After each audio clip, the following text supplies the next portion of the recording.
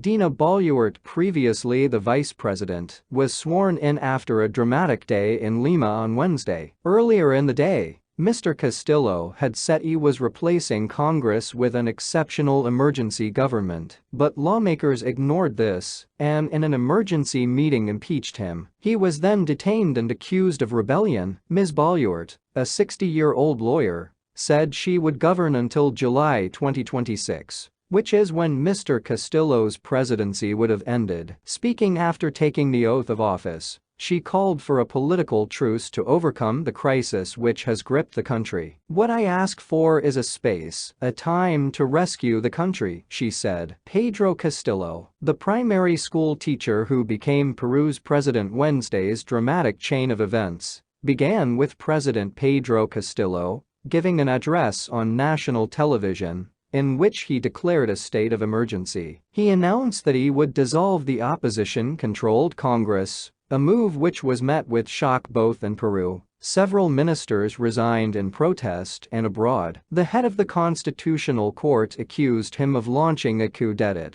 While the U.S. strongly urged Mr. Castillo to reverse his decision, Peru's police and armed forces released a joint statement in which they said they respected the constitutional order. Mr. Castillo tried to dissolve Congress just hours before it was due to start fresh impeachment proceedings against him, the third since he came to office in July 2021. In his televised address he said, "In response to citizens' demands throughout the length and breadth of the country, we have decided to establish an exceptional government aimed at re-establishing the rule of law and democracy." He said that a new Congress with constituent powers to draw up a new constitution would be convened within no more than 9 months. But Congress, which is controlled by parties opposed to Mr. Castillo, convened an emergency session and held the impeachment vote Mr. Castillo had been trying to prevent. The result was overwhelming. 101 voted in favor of impeaching him, with only 6 against and 10 abstentions. After the impeachment, Mr. Castillo was seen on police premises. In the photos which were shared by police on Twitter but subsequently deleted, he could be seen sitting, seemingly relaxed, and chatting to others. Footage was then released of Mr. Castillo signing papers with prosecutors. He was later detained and accused of rebellion for breaking the constitutional order. Peru has been going through a rocky political period,